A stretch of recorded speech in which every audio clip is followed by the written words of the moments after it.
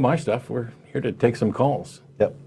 So I don't have any other announcements right now, but if you go to atheist-community.org, you can find a calendar there that will show you what the ACA's got going on in the upcoming future. All right. Now, David was kind enough to help us test the phones to make sure everything was working before we went live. David in Montreal, thanks for waiting. Hi, thanks for having me. Sure. This is my first time calling. It's my first time actually listening to the show, so I've only heard your introduction. That's all I know of you, but it sounds really good. I have a similar mission, a sort of Socratic mission to pursue the truth, follow the truth wherever it goes. That sounds kind of like what you're doing, so I applaud you for that. Thank you. Thank you. Did you have a question for us? Or yeah. Okay. I don't know how this works. Am I supposed to jump right in with my question? Yeah, by all means, go for it. And by the way, let me do this because I want to make sure this is clear. I'll say this maybe once or twice a year. On occasion, we will interrupt. That is not to be rude, and sometimes there are problems with the phones where you can't hear and you can't carry on a conversation. But one of the other things is sometimes we'll be engaged with somebody, and if they have a 5-premise argument that they want to get through, and we disagree with the first one, if we let them get all the way to the end, we don't get anywhere because we end up having to backtrack. But I'm happy to let you take off, and we'll see where we go. Sure. Mine is incredibly simple. Okay. It's been on my mind a lot recently because I belong to a skeptical group here in Montreal, Quebec, Canada, and we meet once a month and we talk about skepticism and rationality and stuff like that. But the issue that I want to confront you with is the principle of sufficient reason. So basically, it boils down in a nutshell, in layman's terms, that everything in the natural order has a perfectly reasonable explanation. There's nothing that's exempt, for example, from the laws of nature. There's nothing that gets a free pass. There's no magic fairy dust, okay, if you will. So I think that the atheist, the only honest and rational and self-consistent and self-respecting atheist, has to be a hard determinist where there is no free will, there is no morality, and there is no love, really. It's just the mechanical working out of a great, well-oiled machine. That's my proposition to you, and I'd like to hear your response. How did you get to that from principle of sufficient reason to atheist? Because everything has, in principle, an explanation. And if you're an atheist, you don't believe in the supernatural, presumably. Okay, so actually that's not true, and you're mostly right. Atheists don't believe in a God. It's entirely possible that somebody could be an atheist and believe in the supernatural, but you are correct that we do not believe in the supernatural because there isn't sufficient warrant for belief in that. But what I don't, let's just go with, let's not even put a label on it. I don't believe in a God and I don't believe in the supernatural. What does that have to do with whether or not I accept that love is an observed part of reality, or that your other things were a hard determinist? If the evidence is no free will, in opposition to hard determinism, I don't know why I'd have to accept that. But also when you went to free will and morality, I think in order to talk about those, we'd have to do some definitions, because depending on what kind of free will you're talking about, I don't believe in it. Okay, I'd like to keep it really, really simple. Me too.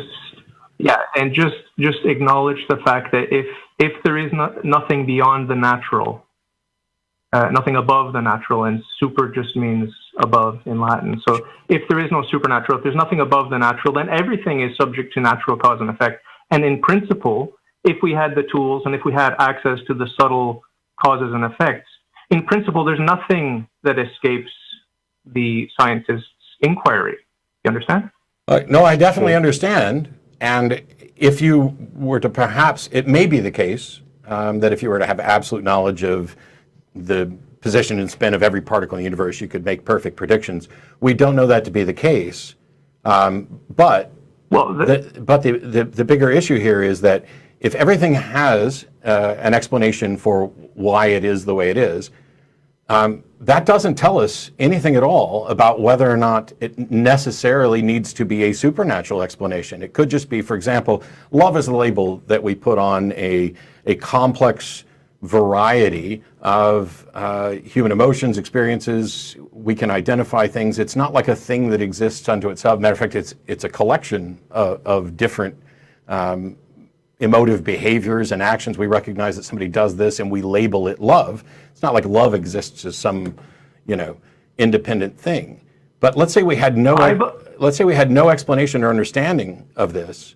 To say that it must have a supernatural explanation, I don't know what the justification is for that. No, I didn't say that. In fact, if your statement is that if you reject the supernatural, you can have no explanation for these things, then you are in fact saying that the explanation. No, I'm not saying that. What I'm saying, if I could clarify, what I'm saying is that if it is the case that everything has,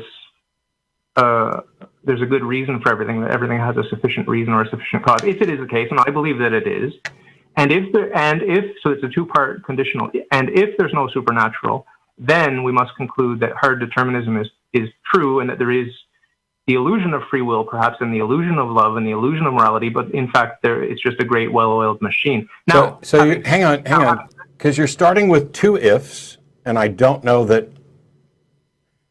You're starting with two ifs, and you're reaching conclusions that I don't think are truly derived from those two ifs, and we haven't even established if those two ifs are the case. Okay, well, if we assume the opposite, let's say that there's something that happens in this universe that doesn't have a cause. Are you comfortable with that? I'm not. Okay, well, first of all, it doesn't matter whether or not we're comfortable with something. But do things just happen, or is there a reason that? No, I don't know how this is relevant. So let me get back to this. Because I'm claiming that everything has a sufficient cause. Sure. It's a principle. Okay, the idea that something has a sufficient cause is fine, but that doesn't mean that doesn't mean that you know what the sufficient cause is or anything about it. Okay. Right. So this is utterly. Two possibilities. Either it's David. completely natural, or it's not. Right. Either it's completely natural or it's not. Yes. Right. Right. So if it is completely natural, then we can, with certainty, with logical 100% certainty, we can say that hard determinism is the state of affairs. No, you can't, because hard determinism isn't necessarily the case, and soft determinism allows for quantum indeterminacy and stuff, which still doesn't violate the natural law. But saying if it doesn't violate natural law, then it's hard determined. It's 100% determined. What about quantum effects, like you just mentioned? What about those are still natural. They're still natural. They're subject to natural law. But they're not deterministic.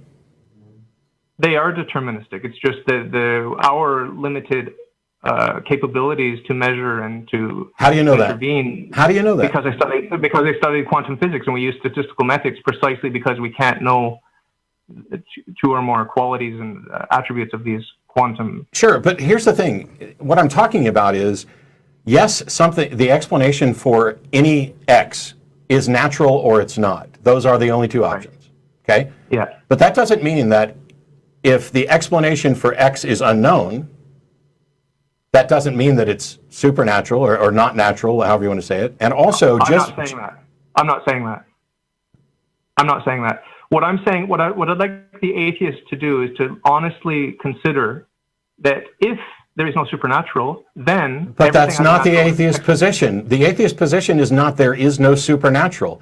My position as a skeptic is that I do not believe that there's anything supernatural because there has not been presented sufficient evidence to warrant that belief. It's not a claim that the supernatural doesn't exist. It's that we don't yet have evidentiary warrant to accept that it does.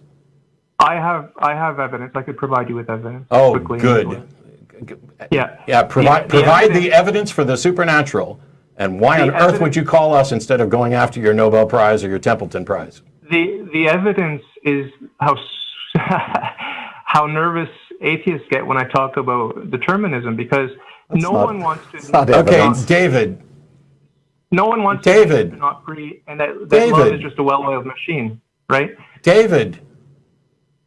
How nervous atheist gets is utterly irrelevant. It's not an evidence for the supernatural. And first of all... Could I complete my thought? No. I'm going to complete mine first. You said that you could provide evidence for the supernatural, and you started off with something that is so boneheadedly irrelevant that it's incredibly frustrating. The idea that because a group of people who don't accept or reject, for example, the supernatural might get nervous when you bring up this doesn't mean that it's evidence for it. Okay, let me restart. I think you're confusing nervousness with rejecting your premises. Let me put it another way to you, which would be less offensive, maybe. It's not about offense. We're not offended. I'm not offended. Okay. Make a damn argument and provide some evidence. Okay, the damn argument I'll make is that if everything is caused by natural causes and there is no supernatural, then that means in principle that everything is 100% determined. You accept that much? No, I accept that it's possible that that may be the case, but not that it's demonstrable that it is the case. I'm not convinced that there are things in the natural world that are random and not predictable. Well, predictability depends on our level of knowledge, right? I agree. Methods are only a tool because of ignorance. I agree. That's why I say, in principle, we don't have the capability of even predicting weather in the future, and to a great extent, it's too complicated. And we have the ability to roughly predict weather. We can make predictions that are consistent with the information we have. We can use generalizations and statistical approaches. I agree. Please explain what the hell that has to do with your statement. We know that there is the supernatural because if there is no supernatural, then everything is natural. And that cannot be the case, because if it is the case... David, write down what you just said. We know that there's supernatural because if there's not, then everything is natural. Yep. Are you just going to spout irrelevant tautologies, or are you going to get to the actual evidence? You know what? You cut me off before I could... David, we know that everything's natural because if it wasn't, then the supernatural would be supernatural. The other thing, if I could try one more thing with you before I go, okay, if it's possible, it would be the uncaused first cause. We know with certainty that there is an uncaused first cause. No, we don't. No, we don't. No, we don't. David, no, we don't. We don't know that. We don't know that. First of all, I reject the notion that we know anything to an absolute certainty, so you're already engaged in some sloppiness there. But when you start talking about the second law of thermodynamics, it doesn't apply at the origin of the universe. The laws of nature don't apply within the universe? Within, yes. But we're talking about the origins of the universe. You're talking about an uncaused first cause. Well, you understand the laws of thermodynamics apply to closed systems, right? Yeah, and the universe is a closed system. Yeah, but the origin of the universe is outside of the closed system, right? That's my God. Okay, please tell me something about your God other than that it is a sufficient explanation for the origin of the universe. He's self-existent. How do you know that? He has to be. Okay, I'm not interested in these have to be's. No. I want to know how you know what you know about your God. Because it's deduction, pure deduction. It's reason. Because if we posit the opposite, and say there's no first cause that's uncaused, then we have an infinite regressive. So what? So what? And that cannot. And that cannot be. It's you don't know that. I do know that because it's only a finite amount of time that would accomplish the heat death, and we haven't. No. Your finite time and heat death apply to the local presentation of the universe. They don't apply. Time may not apply outside of the universe at all. Isn't your God timeless? Yes. So don't be talking to me about the properties of your God and saying that it must necessarily be a first cause because there hasn't been enough time in the local presentation of the universe. You're ignoring other potential hypotheses where the cosmos is in fact eternal. Well, either there's an infinite chain of cause and effect, okay, or not, and if not, then there's a first uncaused cause. And since we don't know which of those two is correct. Well, no, we do know, because if we posit an infinite chain of cause and effect, that means that you and I literally cannot be here right now. No, because we are here. So causality is necessarily temporal, correct? Correct. And time is a property. Time begins with the universe. Okay. So you can't talk about causality absent time, correct? Well, we can talk about God causing the universe, yes. He's the first cause. So you just said that causality was necessarily temporal, and if there's no time prior to the universe, under your model, then your God can't cause anything. In the natural order. But God is the first cause. How do you know? Because if we posit the opposite and say there is no first cause, then that means infinite regress. Yeah, the fact, I know, David, the fact that you are unwilling to accept something as a possibility doesn't mean that it's not the case. The correct position here is that we have no explanation for the origins of the universe. We're still working on it. But the theists want to pretend through philosophical masturbation that they have cracked the case. But may I ask you a personal question? Do you believe that the universe has a beginning or no? So it depends on what we mean by universe. The normal presentation of the universe, we can't investigate, the very earliest moments of it. But do I think that the cosmos may in fact be eternal? That seems to be a plausible explanation supported by Alan Guth and others that the universe, and in this context the cosmos, which may be a multiverse or anything else, may in fact be eternal. But the thing is, we cannot investigate that. We can use reason. We can apply reason and deduction, no?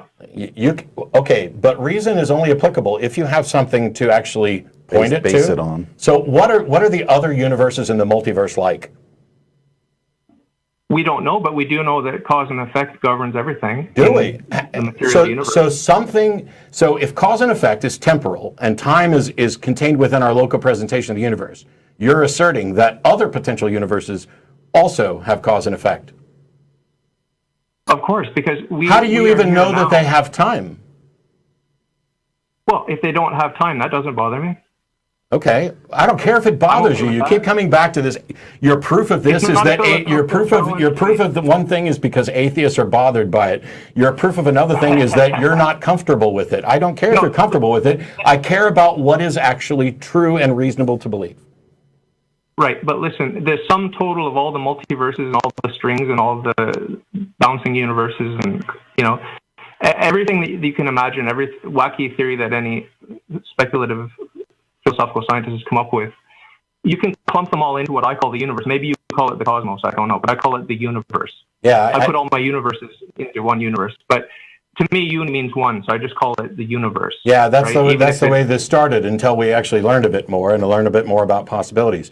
So you have a God, right? You have a God that is your first cause. What do you know about this God?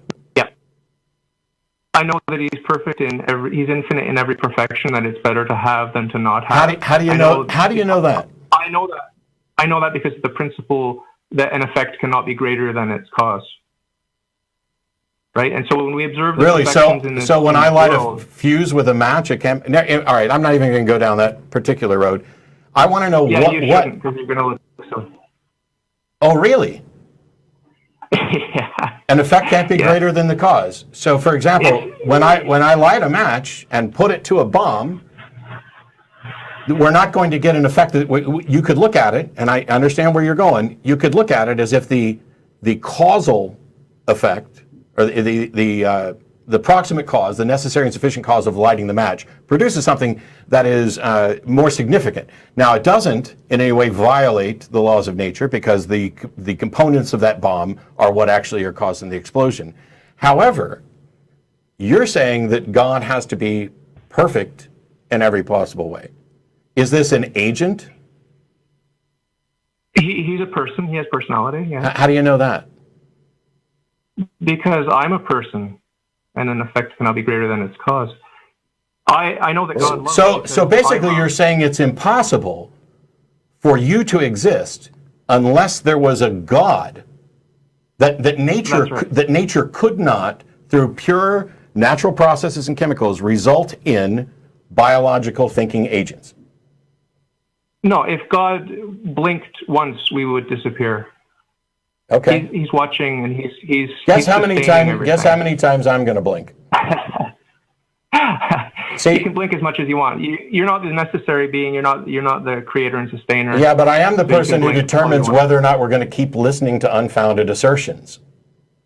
So no, but you're talking about the attributes of God, and the ancient Greeks came up with a lot of the attributes of God just using pure reason. Yeah. They did come up with the attributes of God. This is not. I want to know whether or not the attributes are accurate. Whether or not there's actually. What does God want? God wants everything that's good. And how do you know that? Is that just definitional as well? Well, it all has to do with goodness, right? Like the things What that is you goodness? crave. What is goodness? Whatever it's better to have than to not have. Life, Yeah, love, justice, David, I'm done. beauty. David, I'm done with your tautology parade. Well, you're just asking me. I'm telling you. I don't know if you want mathematical proofs or what do you want, but I'd like a definition I think that isn't just a tautology. The good things are those good things. They're not the bad things. I can talk about the fact that God is not material because the material things are subject to change. They're composed of parts. All of this is well established over the past millennia. It's well established in theological circles that they're desperate to find something, but I want to know what actually is. So you think that there's a God who is a person and he wants goodness.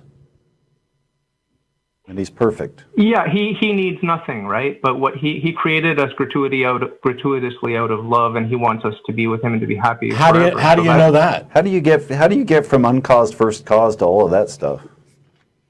Well, I'm not just sitting in my living room in my armchair doing philosophy. I belong to the Roman Catholic Church, and I have a lot of revealed truths. How are they revealed? They're revealed by God through sacred tradition and sacred scripture. What makes them sacred? How do you know that the traditions in scripture that you're saying are sacred are the right ones? I have faith. Okay, I'm not interested in positions that are based on faith because faith is not. Well, then that's why I was talking. Because about philosophy. Because faith is not a pathway to truth. But I don't have faith in God the Father. I have faith in the Trinity. I have faith in the Incarnation. I have faith in infallibility. I don't give a rat's ass if you have faith in your lucky rabbit's foot. I care about what's actually true and demonstrable. And if your position is that you believe these things based on faith, now we've entered a whole new realm. The mysteries of faith that are revealed and that can't be known by the natural light of reason, I accept on faith, obviously. Yeah, but that is absolute, I'm sorry, but that is absolute garbage. Every time I talk with Catholics in particular, the word mystery just keeps popping up. The mysteries. Well, you're comfortable with mysteries? No, I'm not comfortable with mysteries. That's the point. That's the point. That's the point of that is the point of going out and finding. Are you going to just keep talking to talk over me?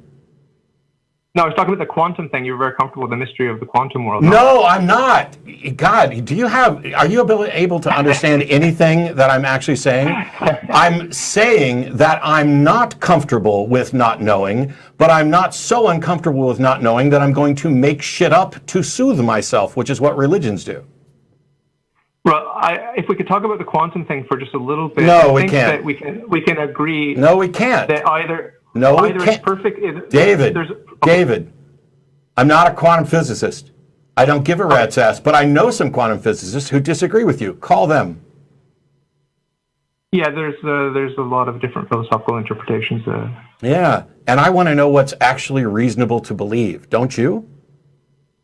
Yeah, of course. Then why would you take anything on faith? Faith is not a reliable path to understanding.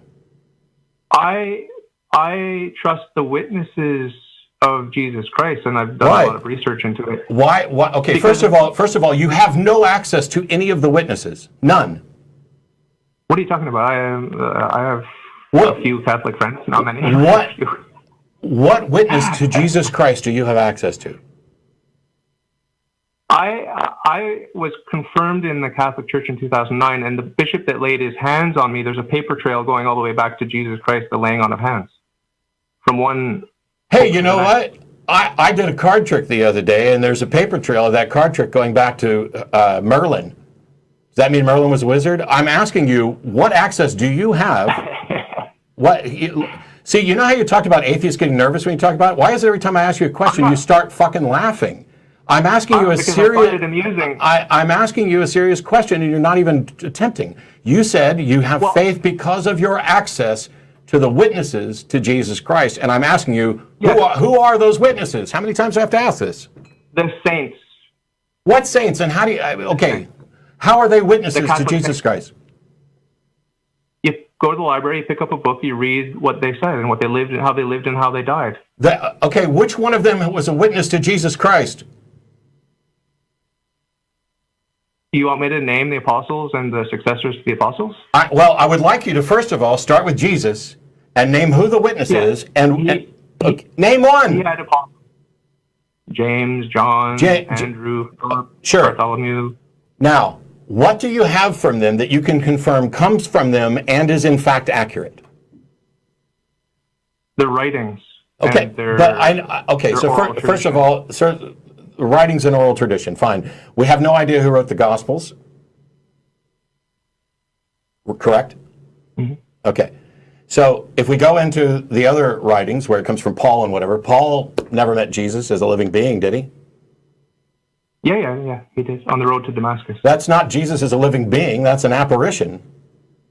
You think it wasn't Jesus? Of course I think it wasn't Jesus. I guess I don't believe that Jesus rose from the dead and appeared to somebody, but you do. Yeah, I do, based on the testimony of all the witnesses. Yeah. No, there were no witnesses to this. Paul meets this apparition on the road to Damascus, and the people accompanying him either don't see anything or can't attest to anything. There aren't witnesses for this, and you have no witnesses that you can investigate. What you have is a collection of stories that are unsourced, that keep pointing to witnesses that you don't have any ability to investigate. If someone came to you right now and said, my uncle met Jesus or met Elvis when Elvis rose from the dead, would you believe him? No. Okay. Why do you have a different standard for that than you do for what you're reading when this is somebody who you could in fact speak to and evaluate them personally face to face as to how reliable they are rather than an anonymous source? Because of the way they live their lives and the way they're willing to die. See, this is the thing. You don't know how they live their lives or how they were willing to die. Do you think people would be willing to die for something that wasn't in fact true? Yes. Yeah, they would. So that becomes an irrelevant factor. So how do we determine with any reliability that the stories you are putting your faith in are in fact true? Now, I'm not saying, David, I'm not saying how do we determine whether or not those people believed it? I'm talking about whether or not it was actually true.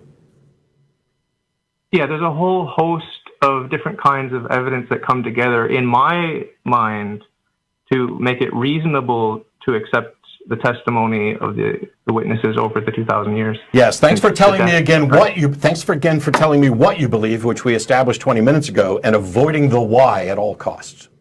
Well, I just told you that there are a whole bunch of reasons why I believe the testimony of the witnesses. There are literally libraries full of writings by the Christian saints. If you haven't looked into it, maybe you should if you're curious, but it's very powerful and it's very convincing. You do realize that I was a Christian for more than 25 years and that this is in fact my life's work. I don't know you. Yeah, I'm talking about why we should believe that the claims are true, not how they live their lives. Because would you acknowledge that there are people in other religions that you do not believe are true, who have lived wonderful lives and credit their religion with it?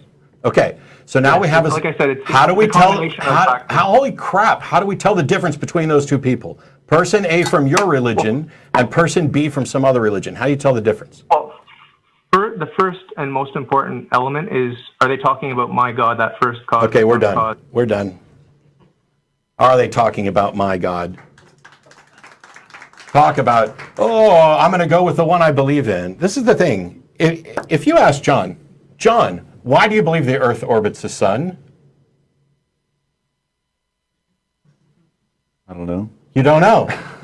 That's an acceptable answer. Another answer, it would be to actually provide the evidence for it, the direct observations, how we got it wrong before, how we correct it in the past. Neither of us are scientists. Neither of us are going to be. Yeah, we're not going to be able to give a good answer on that. But this isn't let's orbit the Earth or let's orbit the Sun club. Fuck, I'm going to get it all wrong.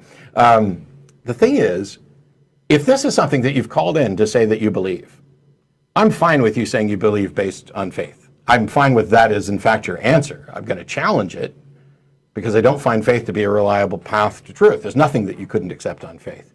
And when you say, I've read the stories of the apostles and the lives they lived, okay, but you have no idea how to determine the accuracy of those stories. And even if they lived wonderful lives, you just acknowledged that people live lives and credit their religion for good lives, even with religions that you don't think are true.